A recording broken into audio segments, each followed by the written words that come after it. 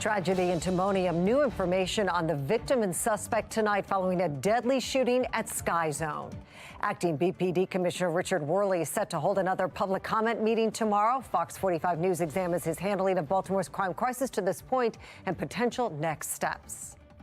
And we're under a slight risk for strong to severe storms. I'll break down the timing and how storms could impact your commute tomorrow in my full forecast. Live from WBFF in Baltimore, this is Fox 45 News at 10. Good evening, everybody. I'm Mary Bubala. Baltimore County residents concerned for their safety tonight after a deadly shooting at Sky Zone in Timonium on Saturday night. You expect this area to be safe, for sure. I wouldn't expect anything like that happening in this area. 29. I'm alive. 5 shots fired inside 10 minutes ago. Residents concerned tonight after another shooting. 32-year-old Marcus Whitehead of Baltimore City is dead, and 30-year-old Quentin Walker is in custody charged with first-degree murder. Police say the two men knew each other. Fox 45's Vincent Hill spoke to residents in the area today, saying they didn't expect something like this in an otherwise quiet area. He joins us live with the very latest on this investigation. Vincent? Yeah, Mary, go ahead and take a look at this sign. The zone closed until the 17th. Shots ring out just inside this door, just feet away from where kids were playing video games, leaving the community stunned that something like this could happen. At the Sky Zone in Timonium, parents and kids turned away. Aviation, we just got a call for shots fired at 23 West Allery at the Sky Zone. After shots rang out Saturday night, just inside the door, leaving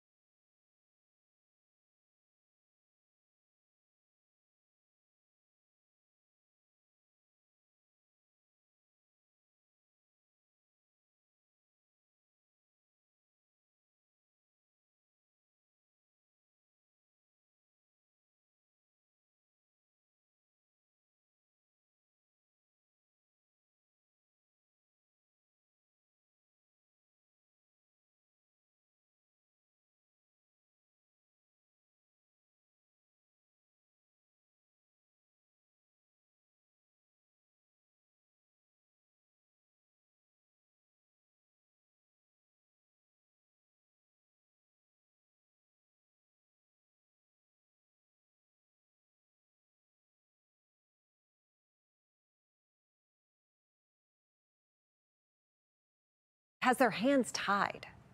I think without question, over the last several years, the General Assembly has changed a number of the laws that deal with juvenile crime, and I think that's certainly led to some problems. They have hampered us by not allowing us to actually interview juveniles to question them about the crimes that they've committed or the individuals that they've committed the crimes with. And this has hampered investigations along the way and has not kept this community safe. Well, we have been asking if you support officials who demand lawmakers pass tougher crime legislation. 98% of you who voted said yes. A group of state lawmakers is holding a committee meeting next month to talk about how juvenile justice laws impact juvenile crime. This is not a special session, and lawmakers won't be able to change current laws nor introduce new ones. Fox 45 News has pressed Governor Moore about the possibility of calling a special session. He says that won't happen. And that brings us to our question of the day. Are lawmakers reacting quickly enough to the juvenile crime crisis? So far, 70% of people who voted say no. You can make your voice heard right now at foxbaltimore.com/vote. Tomorrow, acting Baltimore City Police Commissioner Richard Worley will hold his third public comment meeting, another chance for residents to voice their safety concerns. This comes as Worley's confirmation date is still up in the air. Fox 45's Shannon Lilly explains. Well, the Baltimore Police Department remains without a permanent leader after Acting Police Commissioner Richard Worley's confirmation hearing was postponed. That hearing was supposed to happen this week. Now we're still waiting on a new date as the public gets a chance to weigh in. The disconnect is a disconnect. People want to feel safe in their city. Words from your neighbors on the ground. The people of Baltimore seeking a fresh approach to policing in a city riddled with bloodshed, violence, and death. This incident, we told you guys this incident was going to happen when we had our last press conference. Right now, the worst mass shooting in the city's history remains unsolved more than a month later. The police department, led by Acting Police Commissioner Richard Worley, admitting mistakes were made. This is why you need community engagement on the front end before you bring in a police commissioner. And that's just what the city is doing now, holding community town halls to get your input before Worley's confirmation. What the community is looking for is someone that is scientifically sound about how to dramatically reduce crime, how to do policing, and competent. They don't want a commissioner who's a pawn of the mayor. Former FBI agent Tyrone Powers says this appointment of a new police commissioner may be the most significant decision the city will make in a long time. We can't keep moving from commissioner to commissioner every 5 years. Baltimore can't afford that. Powers says the person for the job should be one who can take on Baltimore's staggering death toll. The commissioner should be focused on getting rid of all murders and all violent crime. It may not happen, but we shouldn't be setting target numbers. If we get below 300, you're successful, because that means there's 200 and some or 299 dead people, families that have been devastated, and crime that is still occurring in the city. And in order to find out if Worley is the right person for the job, the right questions need to be asked. The vetting process should be going on now. He should be vetted because we've had so much trouble with police commissioners in Baltimore City, the same way we would vet individuals who would be going for a top secret security clearance. We should vet his entire career, make sure that he's properly prepared, make sure that he has the experience and the competence, and make sure that he has the leadership skills and is not a pawn of the mayor, the city council, or the FOP or any other entity. Shannon Lilly, Fox 45 News. And there will be 5 more Meet the Commissioner public comment events this month, starting tomorrow at the Lord's Church in Park Heights. A full list of the upcoming dates and times is available at foxbaltimore.com. Fox 45 News is continuing to demand transparency within the Safe Streets program, as this week we uncovered another Safe Streets worker charged with crime while on the job. Prosecutors say Vernon Harper, a Safe Streets employee, was coming from his Pikesville home to Brooklyn, where he worked for Safe Streets, police say, to sell fentanyl. Catholic Charities oversees that Safe Streets site near last month's Brooklyn Day mass shooting. Fox 45 News sent several questions to Catholic Charities, including, are you aware of any criminal activity occurring in the Safe Streets program? If so, what instances are you aware of? Do you notify the Mayor's Office of Neighborhood Safety and Engagement if or when there's an allegation of criminal activity by a Safe Streets worker?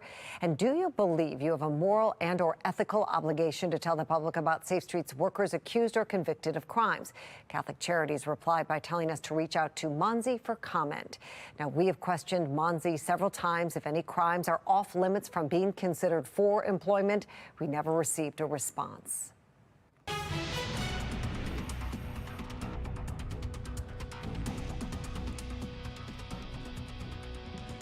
Well, we are weather alert as we get ready for our next round of storms, and it's something that could have an impact on your commute tomorrow, so you certainly want to make sure that you are staying alert as we move forward.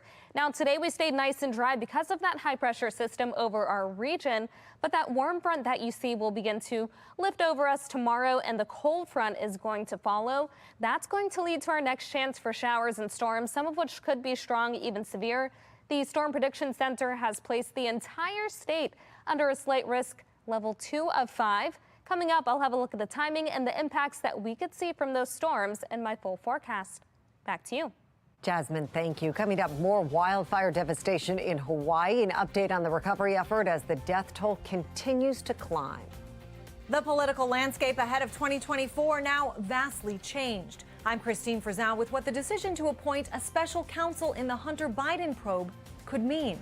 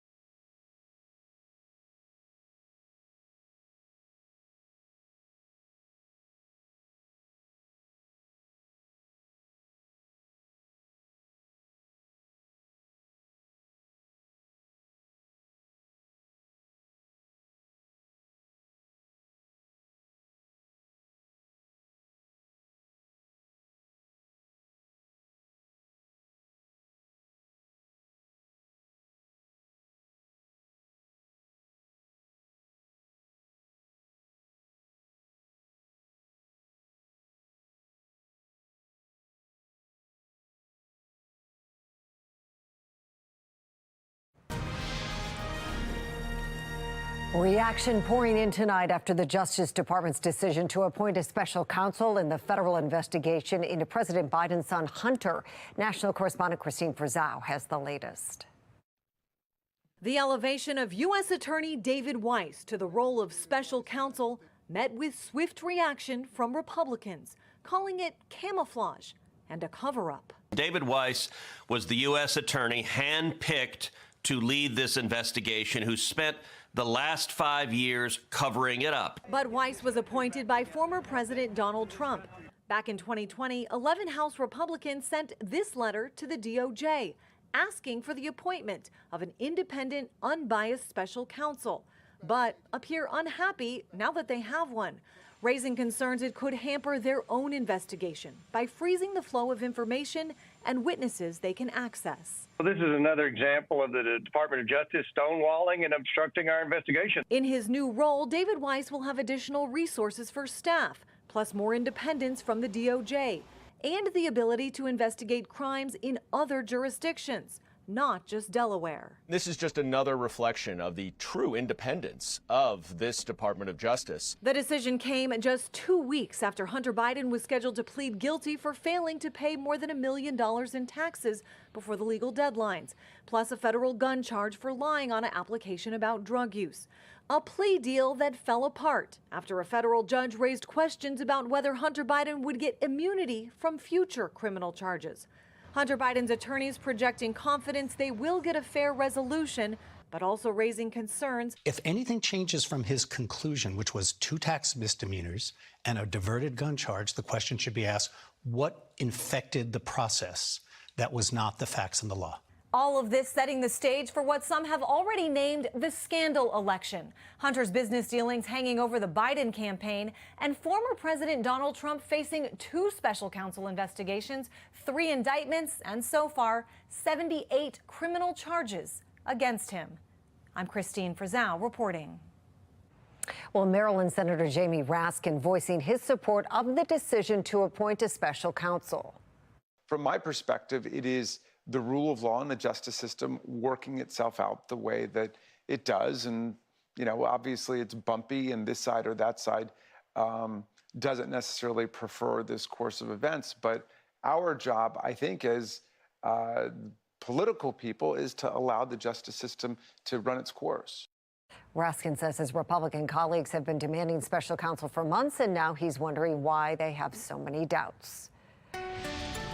The death toll in Hawaii is now up to 93 as the island of Maui continues to deal with devastating wildfires. The Lahaina fire is now considered the deadliest fire in U.S. history, surpassing the death toll in California's 2018 wildfire. Hawaii Senator Mazie Hirono was on the ground this weekend touring the devastation. Recovery is going to take time. It is not going to be overnight by any means. It will take years. This is an entire town that has burned to the ground. So I think that we are doing a lot in order to provide the kind of support we need to be providing, but there will always be the call for more. President Biden says he's looking into a potential visit to Maui. He's already approved a disaster declaration to give Hawaii more federal funding. It's been a very nice end to the weekend. Temperatures were in the upper 80s, low 90s, not too humid, but tomorrow we're getting ready for our next round of rain and storms. Currently 76 with the nice and clear skies over Towson. Feels like 77. Around the state, we're mainly seeing the 70s. However, in Baltimore, temperatures in the mid 80s, still very warm. Overnight, the numbers drop to the 60s and 70s. Will stay pretty mild.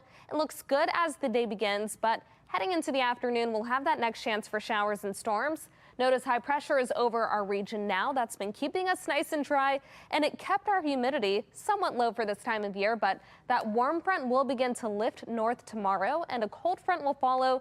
That's going to lead to our next chance for showers and storms. So notice we do start with dry weather and mostly cloudy skies tomorrow. By the afternoon, we're talking a few stray showers. This is around 3 p.m. Then a little bit later, around 5, when many people will be driving home, we're talking the chance for some strong and even severe storms. This continues as we head into the evening. Once we get to about 10 p.m., we get a brief break from the rain, but overnight we'll have that chance for a few stray showers and potential storms. This does clear by Tuesday morning. We start off with dry weather around 8 a.m. But by the afternoon, we'll have the chance again for some strong and possibly severe storms.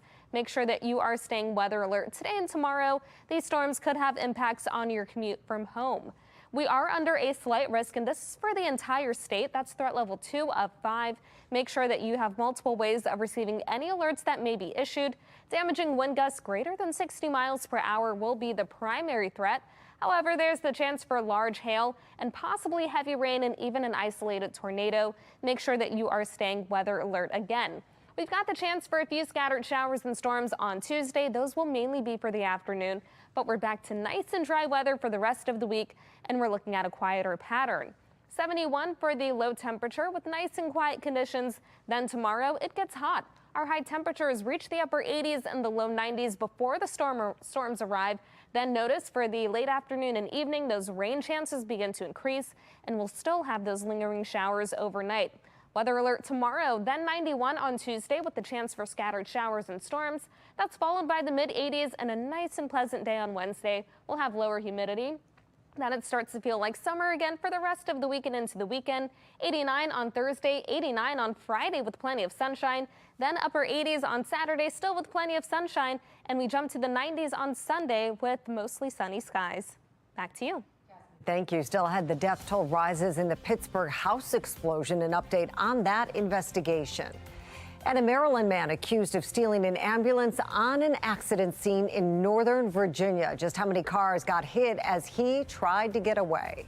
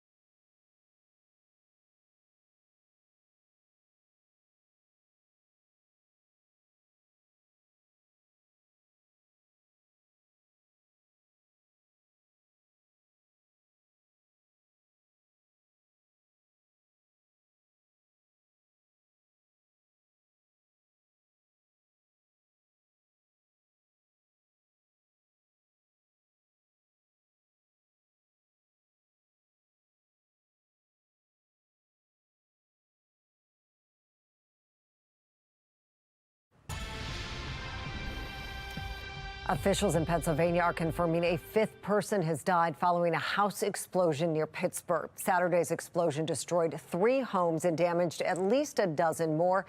The cause of the explosion unclear, and emergency officials say the investigation could take some time. Please understand that this will be a slow and long process as things need to be tested, and there will be lots of forensic testing to be able to prove anything one way or another, and that this investigation may last for months, if not years. In a statement on social media, Pennsylvania's governor expressed his condolences to the families affected and vowed to help rebuild. Well, take a look at this. A wild scene in Northern Virginia Saturday as police say a Maryland man involved in a highway crash stole an ambulance in an attempt to flee the scene. The ambulance crashed into nearly a dozen cars, making it all the way into D.C. before police were finally able to take the driver into custody. No one was hurt. The driver, 30-year-old Daryl Caldwell, is facing multiple charges. Well, still ahead, finding care for your pets can sometimes be a challenge. Full Measure digs into the shortages facing veterinarian offices across America.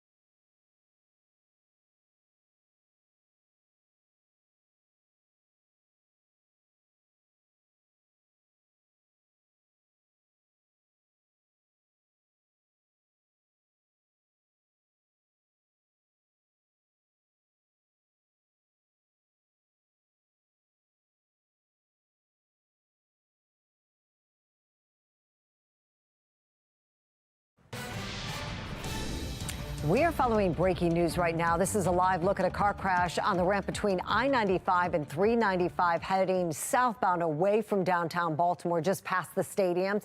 We can see a large police presence there. At least 3 cars we know are involved, according to an alert on the Maryland Department of Transportation website. All southbound lanes are closed right now. Fox 45 News has a crew on the way. We'll bring you more information when it becomes available. But that ramp on 395 closed right now. 3-car accident. No reports yet of any injuries. Well, we all love our pets, of course, and sometimes it can be hard to find the right care for them. Full Measure Cheryl Atkinson looks into a veterinarian shortage across the nation. These 2 puppies got a home with Deborah Forbes and her husband in June of last year. A few weeks later, Tanner, on the left, started crying and didn't want to be touched. The regular family emergency vet turned him away. It wasn't like their parking lot had 40 cars in it. It just looked like a normal day, and they just weren't taking clients anymore.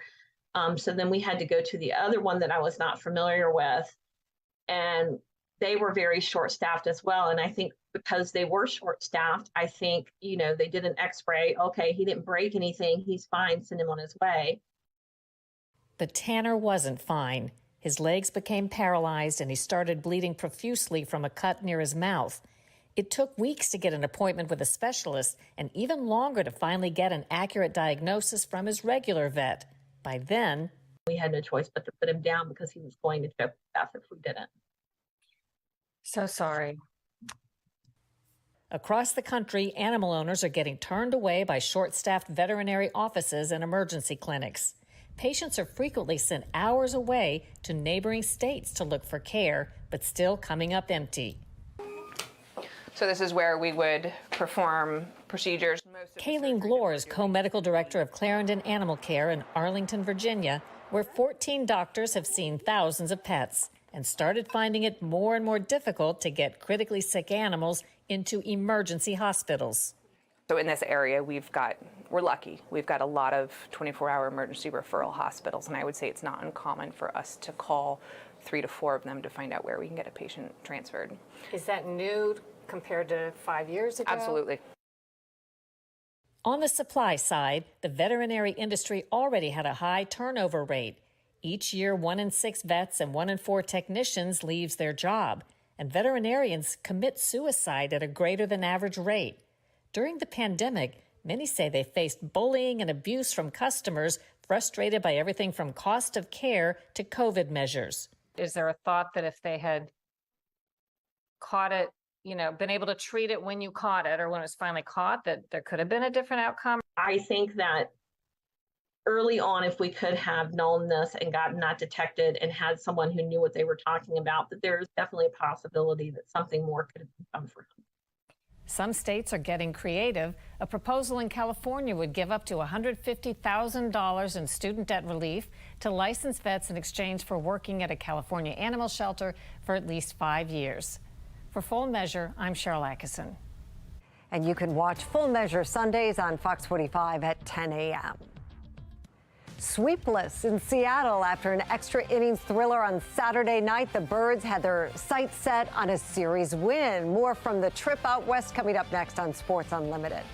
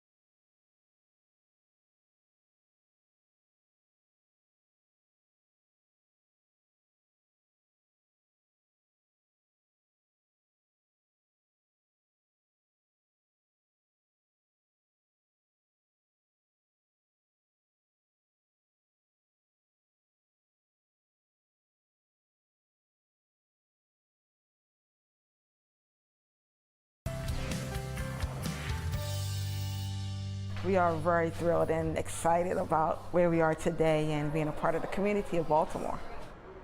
209 reasons to smile today at the Peel in Baltimore as America's oldest museum building celebrates its 209th anniversary. Today also marks 1 year since the museum reopened after a renovation, and organizers mark the occasion by sharing what the Peel means to them. The museum is launching 2 new exhibits highlighting Baltimore artists and giving them a chance to capture Baltimore's vibrant history. Well, that's all the news at 10. I'm Mary Bubala. Thank you so much for watching. Rocco DeSangro joins us now with Sports Unlimited. Rocco. Thank you, Mary. Coming up tonight on Sports Unlimited, the O's rob the Mariners of a series win as Cedric the Entertainer just puts on an absolute show late in the game. No big deal. You can't escape a Mullins with what Brandon Hyde called the catch of the year, but it's what he did at the plate that sealed a Sunday win. Before the game, the O's reinstated Michael Givens from the 60-day IL, the move that the team made next with their highest-paid reliever, and why it had to happen. And the streak lives on. In the Battle of the Birds, the Ravens held off the Eagles for their 24th straight preseason win. The risers and fallers from Game 1. That's coming up next on Sports Unlimited.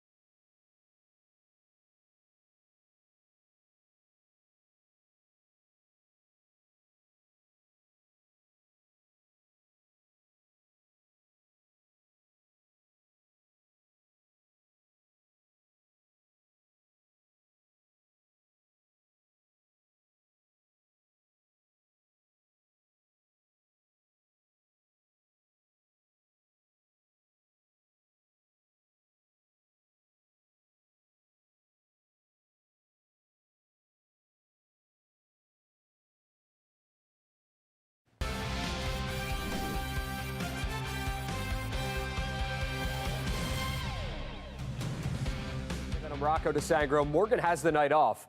Cedric Mullins thought he did too until he was subbed in as a defensive replacement in the 8th. And it's a move that paid off for the O's as they went for that series win in Seattle. Let's check out the action. We pick it up in the 5th. Kyle Bradish on the bump for the O's. Julio Rodriguez doubles to left, and that'll plate Miguel Rojas. Mariners take a 2-1 lead. Bradish, 6 innings, 2 earned on 5 hits. He struck out 7. Let's go to the 9th. Game tied at 2. Adley Rutschman, chopper to the pitcher, Jorge Mateo, speed kills. Gives the O's the lead with a heck of a slide right there. Bottom 9, O's with the lead. Felix Bautista with the night off. Mike Baumann in to close it out. Ball is smoked to deep center field. Cedric Mullins, who entered the game in the 8th as a defensive replacement with one of the best catches you'll ever see this year, takes back a home run. Very next batter, Dominic Canzone, sends it into orbit. Not even Go-Go Gadget was taking that one back. So to extras we go. 10th inning. Well, look who it is. Mullins, runner on base. See you later. Robs a homer in the 9th. Go-ahead homer in the 10th. Have yourself a game.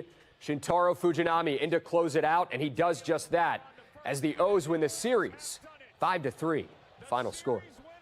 He's just such a good player and such a great defender, and then give up a homer. And then he comes up, and how many times do you see a guy hit a foul ball homer that just was barely foul, and then go deep after that? rarely happens. So he didn't start the game, but he finished it, and it was amazing. Yeah, that Mullins guy, the O's definitely missed him. Here's the current state of the AL East. The O's sit atop the standings and lead the Rays by 3 games. The Blue Jays, Red Sox, and Yankees follow in that order. Before Sunday's tilt with Seattle, the O's activated Michael Givens from the 60-day injured list, then designated him for assignment. The 33-year-old righty, who was the team's highest-paid relief pitcher on the roster, appeared in just 6 games in 2023. In 4 innings, he allowed 5 earned and walked 6. Brandon Hyde said that the team is trying to win every game they can, and they need guys that are durable and able to win some games down the stretch. Injuries were killer for Givens this season, who had 2 stints on the injured list. This is a guy that really needs no introduction, but we're going to give him one anyway because yes, you will. Can't make your head get any bigger than it already is. That's Ryan Ripken. We're talking Orioles baseball. Big series win. Man, Cedric Mullins, the home run robbery in the 9th, the go-ahead 2-run homer in the 10th. And most importantly, the team gets the series win. I mean, I was watching that and I was blown away by it. That was awesome. Yeah, I mean, I had all the notifications blowing up all over social media, and Cedric showed you why he's so valuable in 1 inning. And he was supposed to have the day off. You can't replicate Cedric. That's what he brings to the team. And tremendous series win because the Mariners were actually the hottest team in baseball. So great bounce back for the Orioles after that Astros series. Especially, Rip, after how it started. Let's talk about a guy who's kind of had a roller coaster ride since being traded to the Orioles. That's Shintaro Fujinami. He goes out there with a man on second to begin the 10th because that's those extra inning rules. And then he closes the game out, gets his first save with the team. That's got to be a big boost of confidence for him, especially going forward. Absolutely, because Fujinami's struggles have actually been with guys on base. When no one's on, he just seems like it's 1, 2, 3. He had that immaculate inning 2 outings ago. So to see him come in, be comfortable in a close game, and shut down the Mariners bodes well for not just him, but for the Orioles moving forward. So a move the team made before the game. They activate Michael Givens off the 60-day IL, and then they DFA him, designate him for assignment. Was that a move that really surprised you? No, not at all. And honestly, when you're playing catch-up from the beginning, because Givens was hurt to start the season, never looked the same, and that's just how it goes. So I didn't expect him to actually be with the Orioles moving forward. It makes sense. You hope the best for him for his playing career, but it doesn't surprise me at all. And we are going to talk about all of that and so much more on a brand new episode of Rip and Rock. You're probably going to roast me for saying you had a big head, but, it is what it is. Like, we just have to do that here on Sports Unlimited, on the podcast. Be sure to tune in Apple, Spotify, wherever you get your podcast. We'll try to be civil throughout this whole thing, correct? No, we won't. Okay, exactly. Ryan Ripken, thanks for joining us. Well, it's the most important streak in all of sports. I'm kidding. But it's something the Ravens take pride in. With Saturday's win over the Eagles, the team won its 24th preseason game in a row, but it got a little too close for comfort at the end. Lamar Jackson did not play in this one as expected. 3 of the 4 Ravens quarterbacks did get action. Josh Johnson played the first 2 quarters, throwing a nice back shoulder pass to Devin Duvernay for the touchdown. Johnson, 8 of 12, 45 yards and a touchdown. Tyler Huntley got the third with a dime to Tylan Wallace. Heck of a grab from the 3rd-year wide receiver, Huntley, 8 of 11, 88 yards and a touchdown. Anthony Brown entered the game in the 4th. Threw a pick 6, not a great showing from him. Eagles went for 2 in the win, could not convert. Ardarius Washington had a pick in the end zone. The Ravens win their 24th straight, 20-19. Final score. It means a lot. We take pride in this preseason.